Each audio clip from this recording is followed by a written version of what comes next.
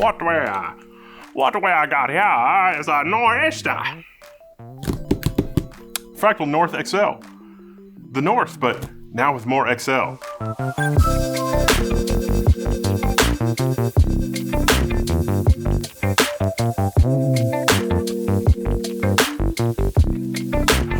Get my LTT Store custom screwdriver from LTX, which does actually have a box opening bit.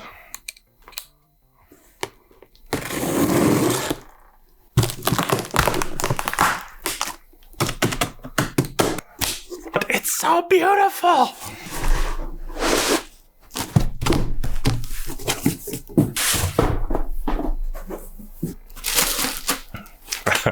Everybody's coming to the comments now to complain about the bass.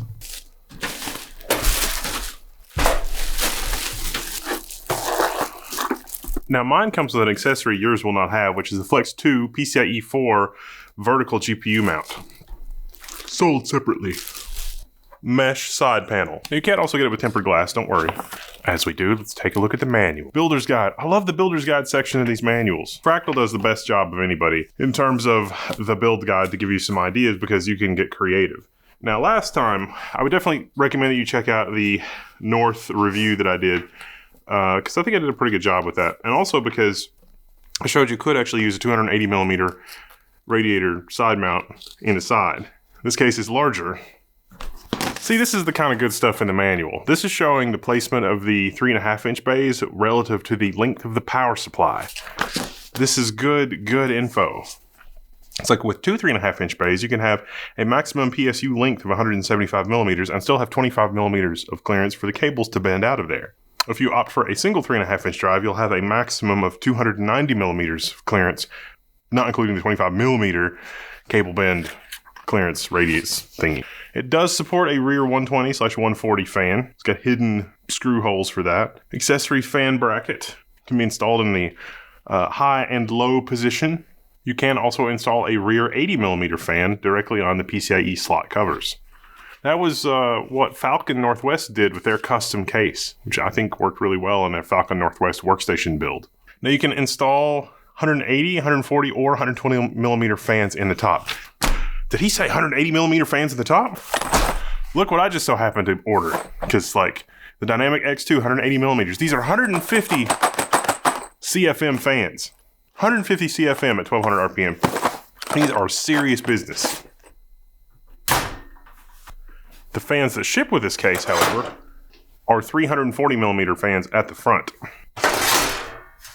Now for water cooling options, it does have a dedicated fill port, so you can mount a fill port. You can put a 420 millimeter radiator in the front, up to a 40 millimeter thickness they recommend, with a maximum overall length of 465 millimeters. You can of course do 280 or 360 in the front, as well as a 360 or a 280 in the top. With just fans in the front, the graphics card maximum length is 413 millimeters. The bundled 140 millimeter fans do go up to 1700 RPM, so that'll move a pretty significant amount of air. And the maximum CPU tower height is 185 millimeters. In terms of, I need a home for my high-end TRX50 or WRX90 build, or I picked up a WRX80 platform on the secondary market for not a lot of money. This is a relatively compact case that will support all the exotic and large size motherboards. Unlike the Fractal Meshify XL, however, it is 7 rear slots. So 7 rear slots mean that you're not going to have a GPU hanging off of the end, but I feel like that's kind of a niche use case, and if you want that, you can get the Fractal Meshify XL, which is quite a bit longer and taller than this case. It does have official eATX motherboard support up to 330 millimeters, as well as ATX, micro ATX, even mini ITX in here if you really wanted to. That new 14900K SSS that's 800 watts and an ITX form factor, this would be the case that could deliver the cooling you need for that. I'm kidding. Just giving some folks a hard time. We've got 400 watt threadrippers. We know how cooling is. We know how it works with that. The top is easily removable with a nice leather accent strap. That's our aforementioned fill port in the top. The front is easily removable for cleaning. There's a dust filter at the rear here. The dust filter's got a couple of plastic snaps. It just pulls out, and that's all there is to it. This case is not designed for sound dampening. That's not a knock against it. I'm just letting you know. It's going to be up to you to decide how you want to do noise management in this. The white version has nice silver accents. You have analog headphone and microphone, 2 USB 3, that's 5 gigabit, and 1 Type-C 10 gigabit port. Behind the motherboard tray, you've got Fractal's usual thoughtful additions and Velcro straps for cable management, 2 chases, 2 sets of rubber grommets, and also an integrated fan control hub, or fan PWM hub. Now, this hub can be relocated to the rear if you want to pull it out of the motherboard tray. That is an option. It's in the manual, but I never do that. Now, one departure with this fan hub that you might not be used to is that it does not require an external input. It goes to a single 4-pin connector that passes through PWM, but also pulls power. A lot of motherboard headers these days will support, north of 30 watts from a single fan header.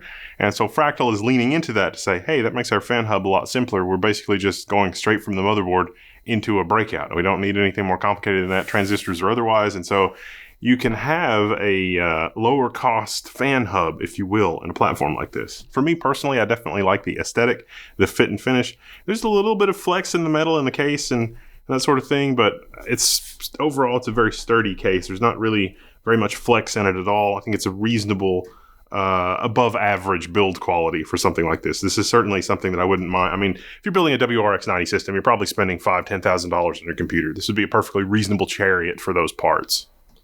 Power supply dust filter.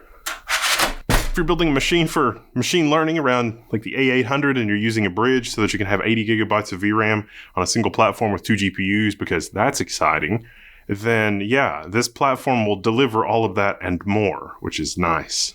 Reasonable cooling. There's definitely a lot to like about this platform. Your regularly scheduled build of the Fractal North has been canceled, unfortunately. I've spent thousands of dollars on Threadripper Pro to do a comparison of Threadripper versus Threadripper Pro TRX50. The sticking point has been the motherboard. This WRX90 doesn't have a functional DIMM-E slot. It has functioned a couple of times, but not reliably. And so I've narrowed down to that there's something funky going on with DIMM slot E on this motherboard. So what do? You pick up another one. I didn't actually want to pick up another one. I went through ASUS's support process, which we are, at the time that I'm filming this, exactly 2 weeks and 2 days into ASUS's RMA support. And after buying memory that was on the QVL and it's still not working reliably, they said, okay, we'll replace it. And I said, great. Can you send me the RMA info? Like, where do I mail it? You got a label. Or can we do an advanced replacement? Either or both. Let me know. Like, go ahead and ship me a board. I will ship you this one back. And I get an email every other day that says, oh, we're still looking into it. We will escalate. Because I said, do you even have any of these in stock? They're out of stock everywhere. And they said, that's a good question. And then I got into this infinite loop of, well, I don't know. So instead of doing the Asus RMA thing, this thing is going back to the retailer. Sorry, retailer. I hate to do that because it's pretty hard on the retailer. Like, there's not a lot of profit margin in this kind of stuff. And then when you return something, it's like, especially something that's, $1,300. It's madness. So yes, I did take high resolution photos of the socket. There doesn't appear to be any socket damage, and I was able to do a side-by-side comparison of both boards to see what's up, and also compare it with the board that's in my Falcon Northwest rack system, which is working perfectly. So yeah, I don't know. It turns out on the Level 1 forums, we got a lot of builders building these systems, and a common thread is people having memory trouble, memory training issues, probably down to needing a BIOS update. A lot of error 0D, sometimes error 0D on post, sometimes error 0D if you just leave the machine alone for a while. Sometimes you'll be using the machine, it'll reboot, and then it's 0D, and then you turn it off and back on, and then it's okay. In my case, I narrowed that down to DIMM slot E, taking the memory out of DIMM slot E.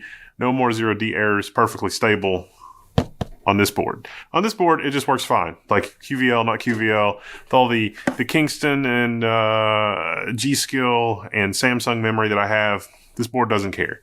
The manufacturing date on this one is also January of 2024. And in fact, the serial numbers on these two are really, really close. This one came from Micro Center. This one came from Newegg in California. I don't know what to tell you. The Fractal North XL would make a reasonable case for building with one of these, especially when we look at our Silverstone XE360 SP5. This is an SP5 cooler that I bought with my own money for another video. That's Genoa's socket. It's a different socket, but it's a replaceable mounting mechanism. And so I managed to get my hands on a different mounting mechanism for this cooler to use with Threadripper Pro, because there's not a Silverstone Threadripper Pro AIO, but this AIO performs exceedingly well with our Epic Genoa and Epic Bergamo builds. So we're gonna have to do another different build, and thousands of dollars apart. Stay tuned for that. I'm Wildless Level 1. I'm signing out. You find me in Level 1 forums. ASUS.